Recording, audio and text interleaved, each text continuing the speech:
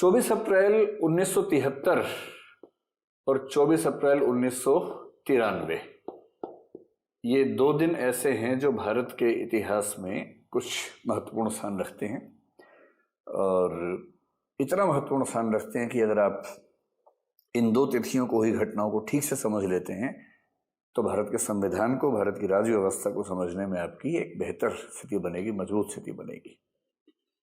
24 अप्रैल 73 को क्या हुआ? 24 अप्रैल 73 को एक तो वो हुआ कि आपके क्रिकेट के जो भगवान है सचिन तेंदुलकर, उनका जन्म हुआ और कुछ लोगों के लिए ये बहुत ही महान घटना है। ठीक बात है, उन्होंने भारत में क्रिकेट का इतिहास जिस तरह से बदला, जो नाम कमाया भारत के लिए, अपने लिए, वो काबिल तारीफ है।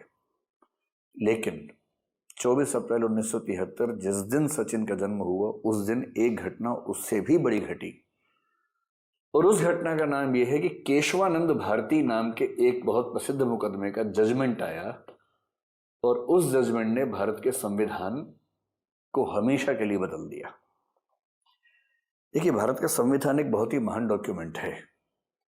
कुछ लोगों के लिए सबसे महान पुस्तक गीता होती है, कुछ के लिए कुरान होती है, कुछ के लिए बाइबल हो सकती है, कुछ के लिए कोई और हो सकती है। पर हम जिस देश में रहते हैं वह विधि का शासन है, रूल ऑफ लॉ है। और यदि आप रूल ऑफ लॉ में यकीन रखते हैं तो आपको मानना पड़ेगा कि इस देश की सबसे महत्वपूर्ण पुस्तक एक ही है और वो है भारत का संविधान। वो संविधान जिसके तहत हमारे सारे कानून बनते हैं, वो संविधान जिसके तहत हमारे सारे लोग काम करते हैं। सुप्रीम कोर्ट काम करता है, हाई कोर्ट काम करते हैं, संसद काम करती है, राज्य विधानमंडल काम करते हैं, मुख्यमंत्री, प्रधानमंत्री सब उसके तहत काम करते हैं और उसी के तहत हम सबको वो सब अधिकार मिलते हैं कि हम एक आधुनिक किस्म का स्वाधीनता मूलक जिंदगी जीने का सपना देख सके। सबसे महान पुस्तक संविधान है। वो संविधान बहुत खतरों में रहा है और उस संविधान के बहुत सारे खतरे खत्म हुए 24 अप्रैल 1973 को। क्या हुआ, आज थोड़ा उसको समझने का प्रयास करते हैं। 24 अप्रैल 1973 एक और दिन है। इस दिन हमारे संविधान में जो 73वां संविधान संशोधन था, जिसके माध्यम से पंचायती राज इंस्टीट्यूशंस को, पंचायती राज संस्थाओं को या पंचायती राज के प्रावधान को पहली बार नोटिफाई किया गया। आपको पता है कि पंचायती राज हमारे संविधान में डीपीएसपीज में लिखा हुआ था, राज्य के नीति निर्देशक तत्वों में लिखा हुआ था कि राज्य प्रयास करेगा कि पंचायतों की व्यवस्था करे, पंचायतों को गठन करे। राज्य सूची में उसकी एंट्री भी थी।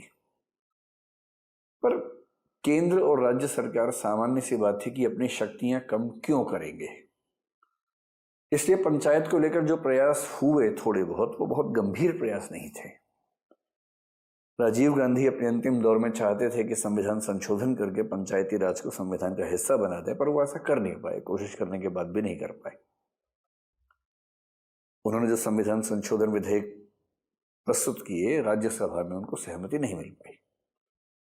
उनकी मृत्यु के बाद 1991 में जब पीवी नरसिम्हा राव भारत के प्रधानमंत्री बने, उस समय फिर प्रयास हुआ और 1992 के एंड में दोनों सदनों ने पंचायती राज को पास किया।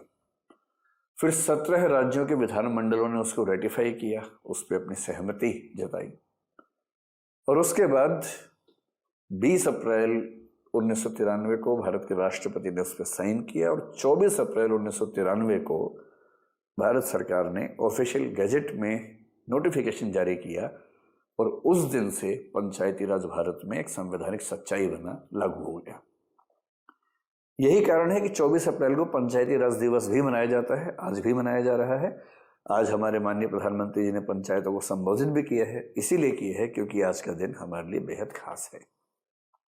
लेकिन यदि कोई मुझसे पूछे कि 24 अप्रैल का दिन सबसे ज्यादा खास किस चीज के लिए है, तो मैं कहूंगा कि वो सबसे ज्यादा खास है केशवानंद भारती केस के जजमेंट के लिए।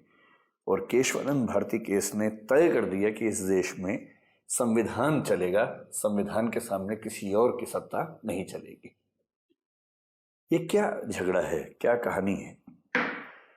आज मैं आपको एक बहुत जटिल मुद्दे पर कहानी के तरीके से सारी बात समझाने का प्रयास करूंगा, लेकिन यह मुद्दा बहुत आसान वैसा है नहीं के लिए। और केशवानंद भारती केस ने तय कर दिया कि इस देश में संविधान चलेगा, संविधान के सामने किसी और की सत्ता नहीं चलेगी। ये क्या झगड़ा है, क्या कहानी है?